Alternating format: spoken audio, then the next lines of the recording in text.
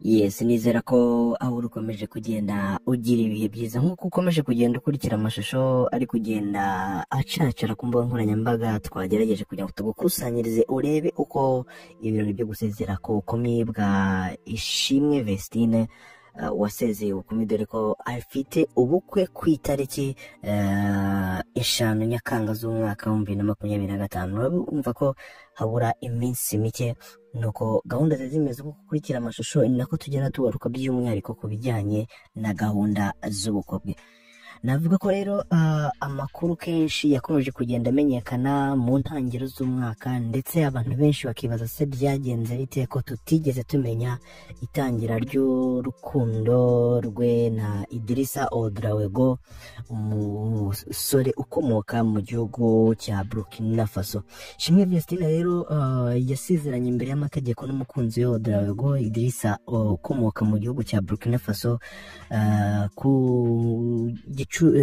gicamunsi cyo kuwa gatatu tariki 15 Mutarama umwaka wa 2025 hari ku murenge wa Kinyinya mu karere ka Gasabo. Nibwo amakuru yaje kumenyekana mu mugoroba wo kuri uwo munsi, nibwo twaje kumenya ko yamaze gusezerana mu murenge cyangwa se imbere y'amategeko. Rero ku makuru yakomeje kugenda agarukaho cyane, nibwo abantu baje kumenya amakuru ko n'ubukwe bwabo buri hafi. Gusa amatariki abantu bakajya bazana izabo nk'uko musanzwe muzi ku mbuga nkoranyambaga, buri umwe akazana itariki ye, buri umwe akavuga uko abiyumva, ndetse byaje kugeraho bigera ku matariki rwose hagati mu kwezi kwa gatatu dusatira ukwezi kwa kane, nibwo basohoye save the date igaragaza amatariki bazasezerana, nyuma yo kugaragaza ko azashyingirwa n'uwo yakunze ku itariki 5 Nyakanga umwaka wa 2025. Dore ko mu magambo yagize ati, si umugabo wanjye gusa ahubwo ni urugo rwanjye, akaba n'uburuhukiro, umwanya nduhukiramo. Niyo magambo yatangaje ku mbuga nkoranyambaga ze. Rero Vestine atangaje ibi nyuma y'iminsi mike yongeye ku izina rye yitwa ku mbuga nkoranyambaga, yongeraho izina ry'umugabo we, dore ko sigaye yitwa Vestine Odraogo. Niyo mazina yongeye ku mazina yitwa ku mbuga nkoranyambaga. Ngira ngo abantu bagiye babibona, abantu mukurikira ku mbuga nkoranyambaga, ako kantu mwabonye rwose gatambuka, dore ko benshi babyishimiye, kuko burya ni byiza nk'umudamu kuba yaba proud y'umugabo we, ndetse nk'umugabo we dore ko ari umuntu udakunda kuza ku mbuga nkoranyambaga, nawe rwose ubona ko anejejwe no kubona umudamu we akomeje gushyigikirwa n'abantu bagiye batandukanye. Ni byinshi navuga ko abantu bagiye bakunda kuri iri tsinda. Rimwe na rimwe rero abantu bakibaza bati, se iri tsinda rizakomeza rikorane nk'uko twagiye tubibona ko batangiye? Ngira ngo twagiye tumubakunda ku ndirimbo zigiye zitandukanye, ariko kugeza amagingo aya ngaya kiriho kiravugwa cyane n'ibijyanye n'ubukwe bwabo, dore ko ubukwe buri ku itariki 5 z'ukwezi kwa karindwi. Ngira ngo hari kubura iminsi mikeya, ni iminsi mike cyane nk'uko nawe urimo uragenda ureba save the date. Ngira ngo rero nk'uko wakomeje kureba amashusho, ni amashusho agaragazamo abantu bagiye batandukanye bitabiriye gusezera ku bukumi, dore ko by'umwihariko murumuna we Dorcas nawe yarahari nk'umwe mu batangiranye urugendo rw'ubuhanzi, ndetse na n'ubu ngubu ubona ko bagikomeje urwo rugendo. Rero abantu bakomeje kugenda bagaruka bavuga bati, itsinda rirasenyutse, bigenze bite? Burya buri muntu agira uko apanga ibintu bye, ariko kugeza amagingo aya bombi, yaba na management yabo, nabakomeje kugaragaza ko rwose ikijyanye no gukora nacyo kiracyahari. Hari n'amakuru yakomeje kujya avugwa hirya no hino ati ubukwe bwabo bushobora kutabera mu Rwanda, ariko ku makuru ahari ubukwe bwabo buzabera mu Ntare Arena. Rusororo murahazi, Intare Arena imwe mu nyubako zigezweho ku bakora ibirori cyane cyane ubukwe hano mu Rwanda, ariho ubukwe bwabo buzabera. Akaba ariyo makuru rero akomeje kugenda agaruka ajya hanze. Rero undi muntu wagaragaye w'ingenzi nawe kuri Vestine akaba ari mukuru we, urabona wambaye imyenda y'icyatsi. Niba mwibuka mu minsi yashize hari ubukwe batashye muri Musanze, mukabona rwose bari imbere bari bagiye gushyingira mukuru wabo, ndetse nawe akaba ari nawe marene w'uyu mukobwa. Urumva rero yahisemo ko yazamubera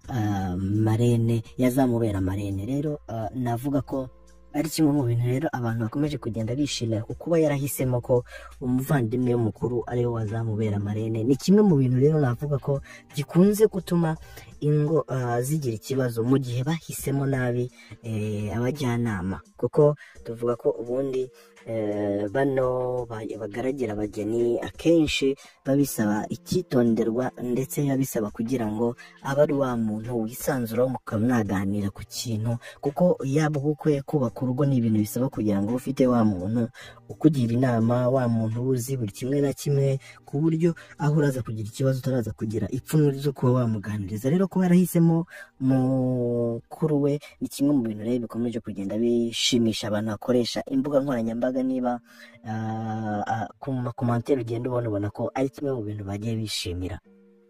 Mu bandi bantu b'ibyamamare bagaragaye basanzwe bazwi ku mbuga nkoranyambaga, navuga ko hagaragayemo na Aisha, muramuzi mu mafilime agiye atandukanye. Akaba ari umukobwa umaze kumenyekana cyane kandi ufite impano idasanzwe muri sinema y'u Rwanda.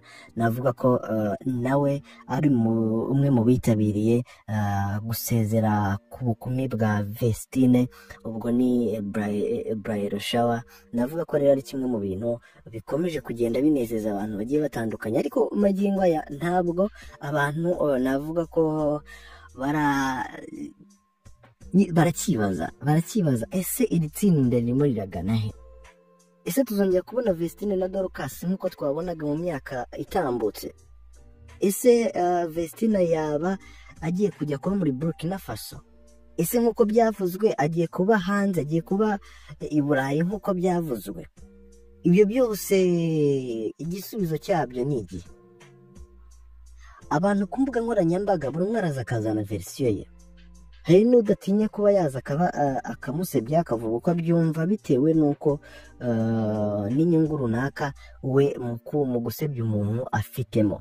Ariko kugeza amagingo aya navuga ko ari kimwe mu bintu binejeje, ariko abantu benshi bongeye kugaruka bagaya itorero uyu mukobwa yasengeragamo.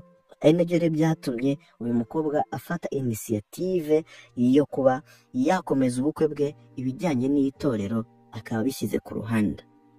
Ariko ku ruhande rumwe mba mbona ko adatewe no guterwa amabuye, cyane cyane ubona agaruka ku itorero yasengeragamo, kuko ku makuru twaje kumenya ni uko uyu mukobwa yagerageje gushaka uburyo yasezeranira muri iryo torero.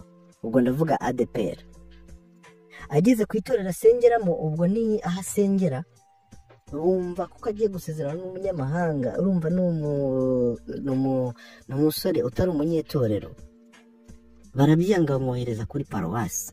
Paruwasi nayo yumvise ari umunyamahanga, rimwe bakamwita ngo ni umusilamu n'iki, biranga bamwohereza ku rurembo.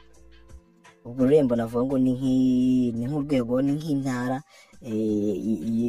y'urusengero mu kuntu hakunda kubyita. Naho bihageze bakomeza kumusiragiza, bamwohereza ku rwego rw'igihugu. Niko rero gukomeza kubona asiragizwa ndetse no kwangirwa, kuko nagiye gusezerana n'umuntu atari umunyetorero, birangira afashe umwanzuro wo kubivamo, kuko n'ubundi twese turabizi ko itorero cyangwa se idini atari ryo rizatuma umuntu ajya mu ijuru, ahubwo umutima wawe n'ibyo ukora nibyo bizatuma ubona ijuru. Nibyo rero byatumye kugeza amagingo aya ngaya tumubona ko twagiye tumubona byarahindutse, kuko niba umugabo wabyishimira nta mpamvu yo kutabikora, ugakomeza gukora ibikorwa bye akanasenga, kuko ntekereza ko umubiri atari buzatuma umuntu ajya mu ijuru, ahubwo icyo ukora no gusenga kwawe. Ubundi bivuga ko imirimo imirimo ukora no gusenga ari byo bintu bizaduhesha ijuru. Rero ubu ngubu navuga ko ari cyo kintu cyabaye cyatumye uyu mukobwa azibukira ko yasezeranira muri ADEPR, kuko baramunanije nawe ahitamo kuba yatuza ndetse agakomeza gahunda ze z'ubukwe, kuko navuga ko nawe ari wowe uri gutegura gahunda z'ubukwe, urabizi ubukwe intangiriro zabwo kurinda bugera ku musozo ni ibintu bistressa bitewe n'uburyo hari gahunda runaka zisabwa uba ukeneye kugira ngo ushyire mu bikorwa. Rero navuga ko aricyo kintu uyu mukobwa yakoze, ndetse rimwe na rimwe twagiyemo tumubona muri Grace Room yagiye guteranirayo kwa Pastor Julienne, ndetse tukagenda tubona ko yaba imyambarire, dore ko benshi bagiye bayikritika kudefiriza, babize ADEPR ntibikozwa, ariko we kubera ko yari yamaze kubona ko nta cyiza cyangwa se nta gushyigikirwa yabonye, ndetse agakomeza gukora icyo umutware we yifuza, ndetse nawe yumva ko abohotse, yarabikoze, ndetse ubona ko byose byari bimeze neza nta kibazo. Kugeza amagingo aya ngaya navuga ko yaba imyiteguro y'ubukwe iragenda neza, ndetse ubona ko n'ibirori bibanziriza ubukwe bitangiye bisa neza nk'uko ukomeje kugenda ukurikira amashusho. Rero nayo makuru nagira ngo mbanze ngusangize muri iki gitondo, ndetse dukomeza gukurikira ama update akomeje kugenda agaruka ku bukwe bwabo, ndetse n'ibijyanye n'ubukwe bwabo byose uzagenda bikurikira aha ngaha. Ubundi tuze kubana mu bindi biganiro nkubwira ko byose imyidagaduro yose uyisanga aha ngaha. Ubundi tuze kubana mu bindi biganiro, reka nizere ko aho ukomeje kugenda ugira intangiriro nziza z'icyumweru, ndetse dukomeza kugenda dukurikira amakuru y'imyidagaduro hano gatanu kuri gatanu. Reka tuze kubana mu bindi biganiro. This is your time kugira ngo ugende umenya amakuru y'imyidagaduro agezweho.